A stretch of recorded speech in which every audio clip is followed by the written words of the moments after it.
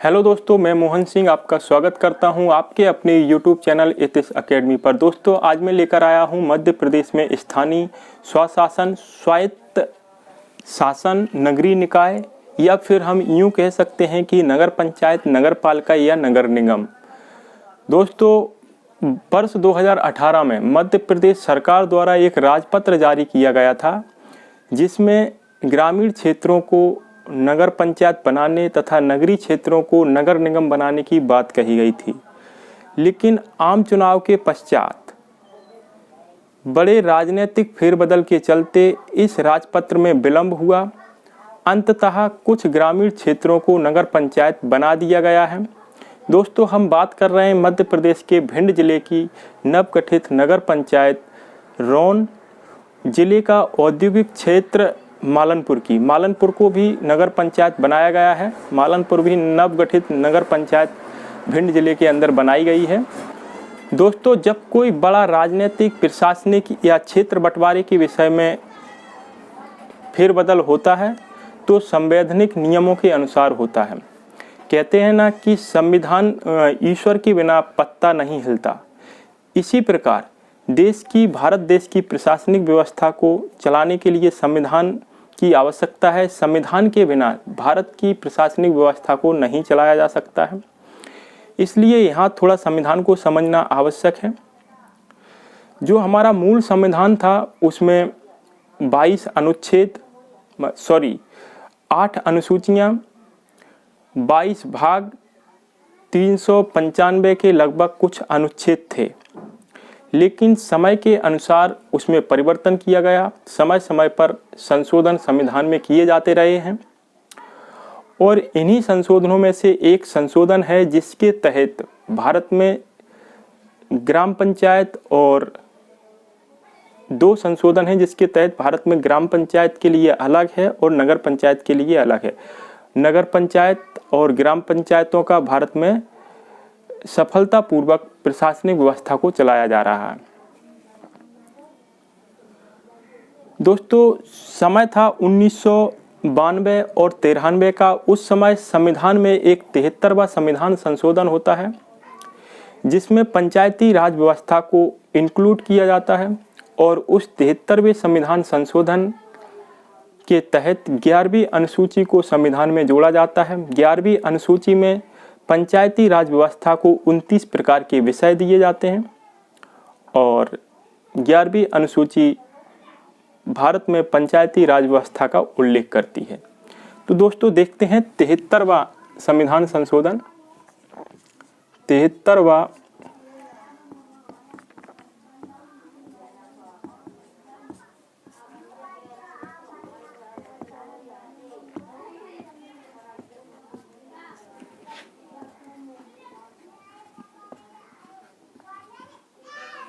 73वां संविधान संशोधन 1992 और 93 में हुआ।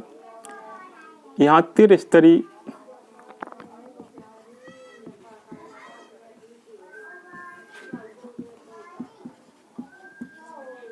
पंचायती राज व्यवस्था का उल्लेख किया गया है। त्रिस्तरीय पंचायती राज व्यवस्था का उल्लेख इस 73वें संविधान संशोधन में किया गया। 73वें संविधान संशोधन से संविधान में 11वीं अनुसूची जोड़ी गई। जैसा कि मैंने आपको बताया, मूल संविधान में मात्र 8 अनुसूचियां थी। ये 11वीं अनुसूची 73वें संविधान संशोधन के द्वारा जोड़ी जाती है। 11वीं अनुसूची 11वीं अनुसूची पंचायती राज व्यवस्था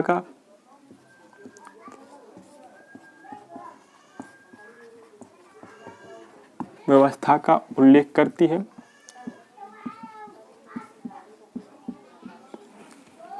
पंचायती राज व्यवस्था को इस 11वीं अनुसूची में 29 प्रकार के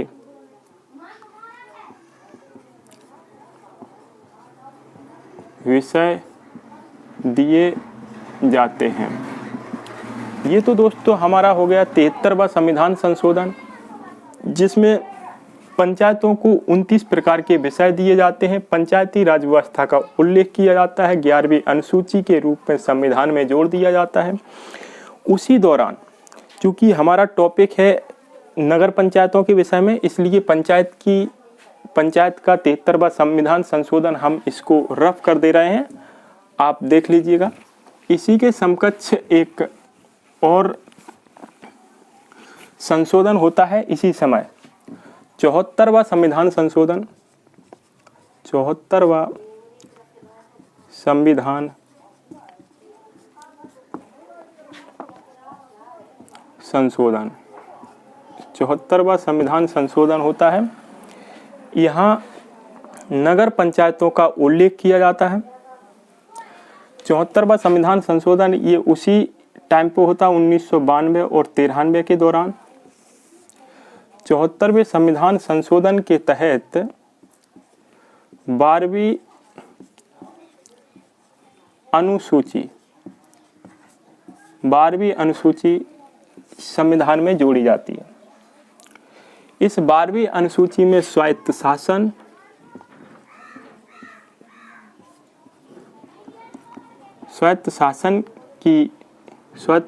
के गठन की व्यवस्था की गई है। स्वायत्त शासन यानी नगरीय निकाय के 3 जो स्तर होते हैं, उन तीनों स्तरों को इस स्वायत्त शासन के तहत व्यवस्था की गई है। स्वायत्त शासन की व्यवस्था की गई है। साथ में ही जो कि मैंने आपको बताया, संविधान में मात्र 22 भाग थे और एक और भाग उसमें जोड़ा गया। साथ ही भाग 9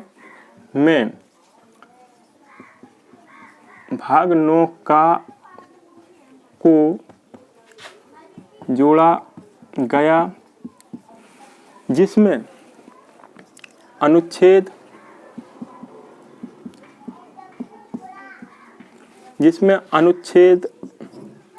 243 P से 243 Z तक और 243 ZA से 243 ZG तक नियमों का प्रावधान किया गया है। 12वीं अनुसूची के तहत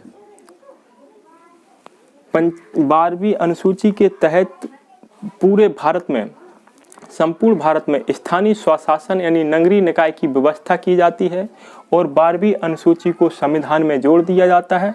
चूँकि पहले मूल संविधान में 8 अनुसूचियाँ थी, 11वीं अनुसूची 73वें संविधान संशोधन के तहत जोड़ी जाती है और 12वीं अनुसूची 74वें संविधान संशोधन के तहत जोड़ी जाती है। 74वां संविधान संशोधन होता है नगरीय निकाय के विषय में। 12वीं अनुसूची में स्पष्ट लिखा हुआ है कि राज्य में और पूरे भारत में स्थानीय स्वशासन यानी नगरीय निकाय की व्यवस्था होगी और उस व्यवस्था को चलाने के लिए नगर पंचायतों को 18 प्रकार के विषय दिए गए। नगर पंचायतों को 18 प्रकार के नगरीय निकाय को चलाने के लिए 18 प्रकार के विषय दिए गए हैं। इस नगरीय निकाय को चलाने के लिए अनुसूची 12 में 18 प्रकार के विषय दिए गए हैं और उन विषयों का उल्लेख अनुच्छेद 243 P से Z तक और अनुच्छेद 243 ZA से अनुच्छेद 243 ZG तक संपूर्ण भारत में मध्य प्रदेश में स्थानीय स्वशासन को चलाने के सारे नियम कानून कायदे इन अनुच्छेदों में लिखे हुए हैं। निर्वाचन कैसे होगा, नगर पंचायत पालिका या नगर निगम की परिभाषा क्या होगी, अयोग्यता क्या होगी, किस तरीके से अध्यक्ष उपाध्यक्ष का निर्वाचन किया जाएगा, शासकीय कर्मचारियों का क्या दायित्व होगा, क्या नियम रहेंगे, कब इसको भंग किया जा सकता है, अविश्वास प्रस्ताव पारित किया जा सकता है, क्या क्या व्यवस्थाएं जो होती हैं प्रशासन को संवैधानिक रूप से चलाने के लिए, संवैधानिक तौर पर चलाने के उद्देश्य से सभी नियम कानून अनुच्छेद 243 में लिखे हुए हैं। दोस्तों, ये तो थी संवैधानिक व्यवस्था नगर पंचायतों को चलाने की। अब हम बात कर लेते हैं कि नवगठित नगर पंचायत रोन का गठन किस प्रकार से किया गया है और इसमें कितने वार्ड हैं और कितनी आबादी के आधार पर ये बनाई गई है। रफ करने की कोई आवश्यकता नहीं है मित्रों।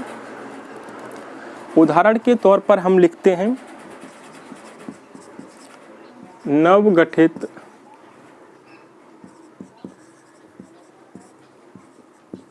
नगर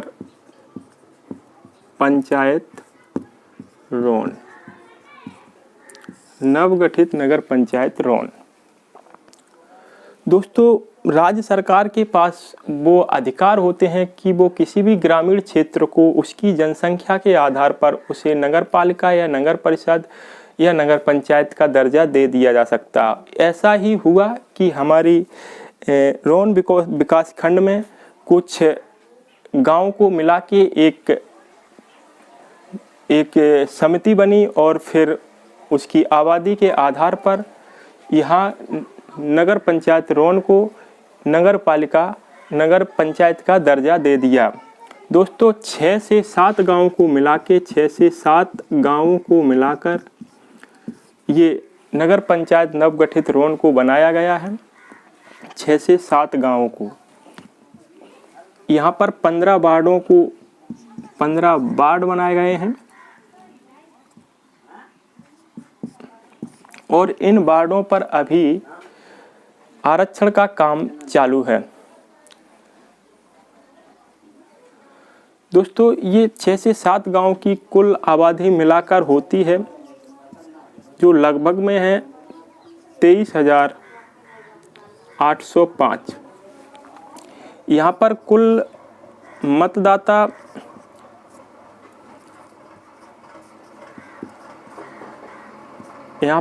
मतदाता लगभग में 18,771 हैं कुल मतदाता।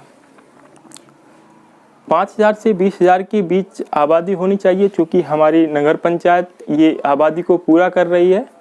मतदाता भी अच्छे खासे हैं, 18,771 मतदाता हैं। 15 वार्डों को बनाया गया। वार्डों को आरक्षण का काम अभी वर्तमान में चल रहा है। अब दोस्तों, यहाँ पर पंच और सरपंच का चुनाव नहीं कराया जाएगा। यहाँ पर राष्ट्रीय पार्टियों के हस्तक्षेप में पार्टियों से टिकट दिए जाएंगे। वार्ड पार्षद और अध्यक्ष का चुनाव कराया जाएगा। दोस्तों, अध्यक्ष का चुनाव प्रत्यक्ष मतदान प्रणाली से कराया जाएगा। अध्यक्ष का चुनाव प्रत्यक्ष मतदान प्रणाली से।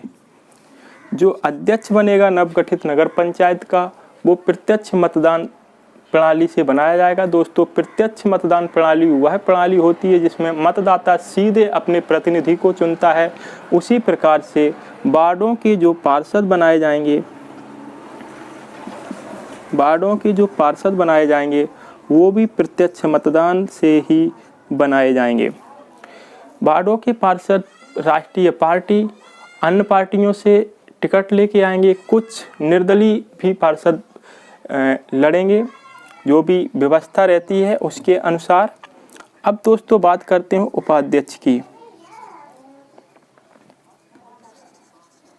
उपाध्यक्ष ये जनप्रतिनिधि हैं, इनको समझना आवश्यक रहता है। उपाध्यक्ष का निर्वाचन अप्रत्यक्ष मतदान प्रणाली से किया जाएगा। उपाध्यक्ष का निर्वाचन अप्रत्यक्ष मतदान प्रणाली से किया जाएगा। जो 15 पार्षद निर्वाचित होकर प्रेसिडेंशियल काउंसिल में पहुंचेंगे, उन्हीं में से 1-2 पार्षदों को जिस पार्षद के पास सबसे अधिक पार्षद होंगे और उसको नगर पंचायत का उपाध्यक्ष बना दिया जाएगा। दोस्तों, यहाँ पर पार्षदों की अधिक खींचातानी पड़ती है। फिलहाल अच्छा ही होता है, जो भी होता है। अगला नया उपाध्यक्ष हमको प्राप्त मिल जाता है इनके अप्रत्यक्ष मतदान के द्वारा। अब दोस्तों, हम यहाँ पे कुछ और टॉपिक इसके इम्पोर्टेंट्स हैं, उनको समझ लेते हैं।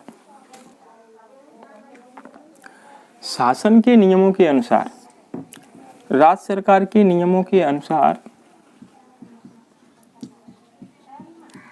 राज्य सरकार के नियमों के अनुसार, राज्य सरकार के नियमों के अनुसार पार्षद के समकक्ष 2 या 3 सदस्यों को मनोनीत किया जाता है। ये इम्पोर्टेंट टॉपिक है दोस्तों। राज्य सरकार के नियमों के अनुसार प्रेसिडेंसी इन काउंसिल में यानी नगर पंचायत में 2 या 3 सदस्यों को मनोनीत किया जाता है। ये सदस्य पार्षदों के समकक्ष होते हैं, लेकिन पार्षदों के जैसे इन्हें अधिकार प्राप्त नहीं होते हैं। ये सदस्य क्षेत्र के विधायकों और सांसद के प्रतिनिधि के रूप में हो सकते हैं। ये इम्पोर्टेंट हो गया। दूसरी बात ये है कि राज्य सरकार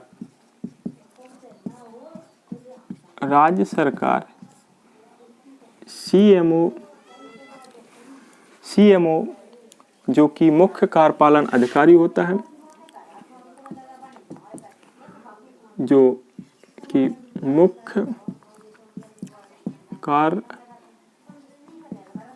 कार्यपालन सीएमओ जो कि मुख्य कार्यपालन अधिकारी होता है, उसे नियुक्त करती है।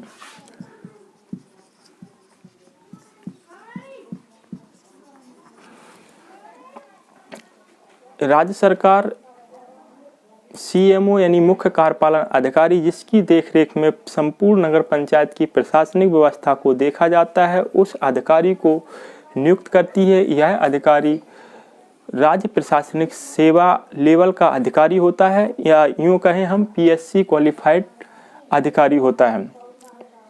दोस्तों, साथ में नगर पंचायत की प्रशासनिक व्यवस्था को सुचारू रूप से चलाने के लिए और भी अन्य कर्मचारी राज्य सरकार के द्वारा नियुक्त किए जाते हैं, लेकिन सीएमओ सबसे बड़ा होता है, जो कि मुख्य कार्यपालन अधिकारी होता है। नगर पंचायत का कार्यकाल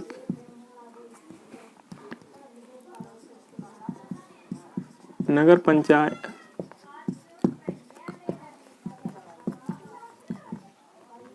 पंचायत का कार्यकाल 5 वर्ष का होता है। राज्य सरकार विशेष परिस्थितियों में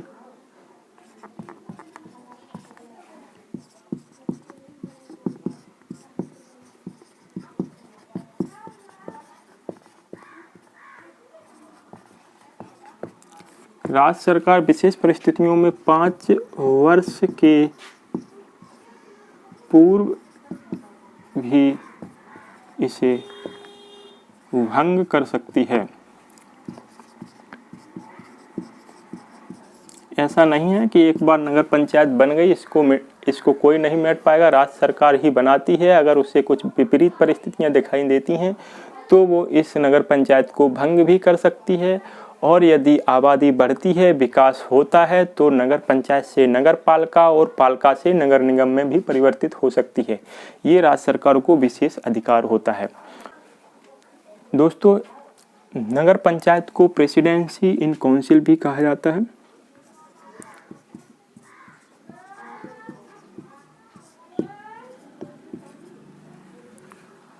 नगर पंचायत को प्रेसिडेंसी